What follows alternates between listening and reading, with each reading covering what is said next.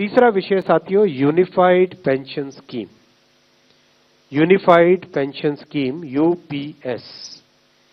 आप सब जानते हैं साथियों कि सरकारी कर्मचारी देश भर में सामान्य नागरिकों की सेवा करते हैं, चाहे शिक्षक हो, स्वास्थ्य डॉक्टर्स हो, नर्सेज हो, सफाई कर्मचारी हो, पुलिस हो, रेलवे के कर्मचारी हो, डाक सेवा के कर्मचारी हो, कृषि वगैरह में हर एक फील्ड में सरकारी कर्मचारी देश भर में सेवा करते हैं और उस सेवा से समाज की एक व्यवस्था चलती है। और सदियों से सरकारी कर्मचारियों का बहुत एक महत्वपूर्ण किसी भी सोसाइटी में स्थान रहा है, चाहे पास्ट देखें, आज देखें, चाहे डेवलप्ड कंट्रीज देखें, डेवलपिंग कंट्रीज देखें, सब जगह गवर्नमेंट एम्प्लॉयज का, गवर्नमेंट के पूरे स्ट्रक्चर की बहुत बड़ी वैल्यू रही है। सरकारी कर्मचारियों की सामाजिक सुरक्षा, सोशल सिक्योरिटी से रिलेटेड मैटर्स हमेशा से उठते आए हैं और समय समय पे बहुत अच्छे निर्णय भी लिए गए। खासकर जो सेवानिवृत्ति यानी रिटायरमेंट या सुपर एन्युएशन जिसको कहते हैं टेक्निकली, सुपर एन्युएशन के बाद में पेंशन जो मिलती है वो सामाजिक सुरक्षा का बहुत बड़ा एक महत्वपूर्ण उसका पिलर है, उसका बहुत बड़ा एक महत्वपूर्ण भाग है। देश भर में सरकारी कर्मचारियों की तरफ से हमेशा मांग आती रही कि जो एनपीएस स्कीम है उसमें सुधार किए जाए।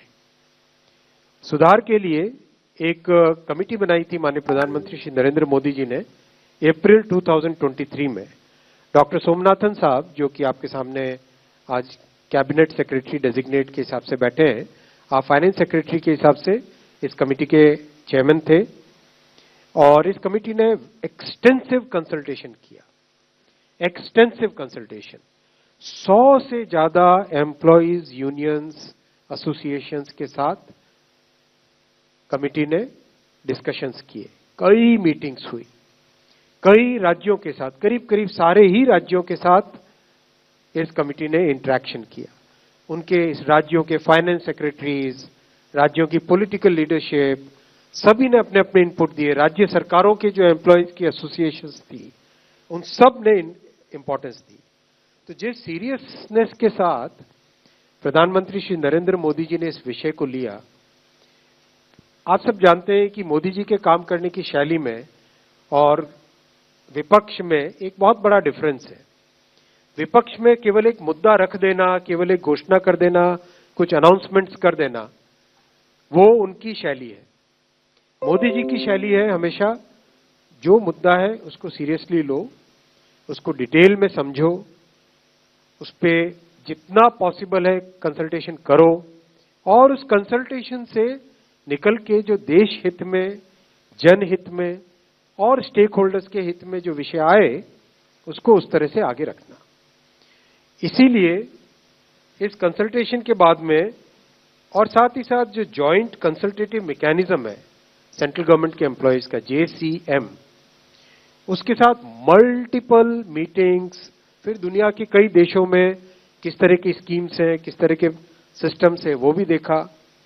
फिर भारत की जो अर्थव्यवस्था है और केंद्र सरकार का बजट है उसको समझने के लिए रिजर्व बैंक ऑफ इंडिया के साथ, वर्ल्ड बैंक के साथ, सबके साथ कंसल्टेशंस हुए और इस कंसल्टेशन के बाद में एक यूनिफाइड पेंशन स्कीम का रिकमेंडेशन इस कमेटी ने किया। और आज प्रधानमंत्री श्री नरेंद्र मोदी जी की अध्यक्षता में यूनियन कैबिनेट ने यूनिफाइड पेंशन स्कीम को अप्रूव किया है, इसको अनुमोदित किया है और ये स्कीम अभी आने वाले समय में लागू होगी। इस स्कीम के 5 पिलर्स हैं। सबसे इंपॉर्टेंट विषय था कर्मचारियों की तरफ से कि हमें अश्योर्ड अमाउंट एक चाहिए, जो बहुत लॉजिकल और वाजिब रिक्वायरमेंट था। तो इस डिमांड पे एक मेथोडिकल वे में काम करके और एक्चुअरियल साइंसेस, जो लोग आगे का भविष्य का रिक्वायरमेंट वगैरह कंप्यूट करने का एक तरीका होता है जिसको एक्चुअरियल साइंस बोलते हैं, उनके साथ मिलके कई तरह के फाइनेंशियल मॉडल्स को प्रोजेक्ट करके और सबके साथ मिलके एक सिस्टमेटिक तरीके से 50% अश्योर्ड पेंशन, ये इस यूपीएस का सबसे पहला पिलर है। इसकी डिटेलिंग देखनी चाहिए हमें। जो ये अमाउंट मिलेगा वो रिटायरमेंट से पहले के 12 महीनों की एवरेज बेसिक पे का 50% होगा। मैं रिपीट कर रहा हूं, अश्योर्ड पेंशन का जो अमाउंट है that will be the average of basic पे ऑफ 12 मंथ्स बिफोर सुपर एन्युएशन, उसका 50% होगा। और इस फुल पेंशन के लिए जो क्वालिफाइंग सर्विस रहेगी वो रहेगी 25 इयर्स, यानी 25 वर्ष तक अगर किसी ने काम किया है, सेवा की है, तो उसको फुल पेंशन यानी जो ये अश्योर्ड पेंशन का अमाउंट है वो मिलेगा। 25 साल से अगर कम है लेकिन 10 साल से ज्यादा है तो उसमें प्रोपोर्शनेट पेंशन रहेगी, प्रो रेटा वो पेंशन का अमाउंट बनेगा।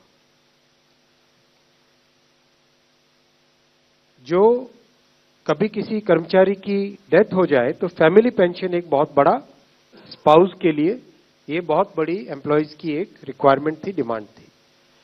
तो सेकंड पिलर इस यूपीएस का है अश्योर्ड फैमिली पेंशन।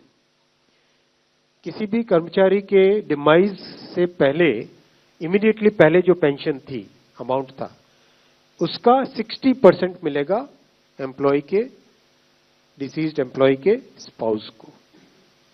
ये सेकंड पिलर है। थर्ड पिलर है अश्योर्ड मिनिमम पेंशन।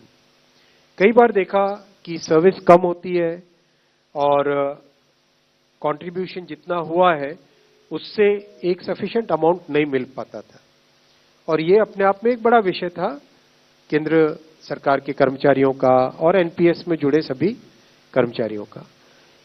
इसीलिए एक minimum assured pension, assured minimum pension 10,000 rupees per month, वो इसमें यूपीएस में थर्ड पिलर ये रखा गया है। इसके साथ आगे वाले पॉइंट को जोड़ के करेंगे तो अगर डीएनएस रिलीफ यानी महंगाई से रिलेटेड रिलीफ जो मिलेगी तो वो आज की तारीख में होते होते करीब करीब 15,000 रुपए पर मंथ हो जाती है, which is a substantial relief part of this entire pension system.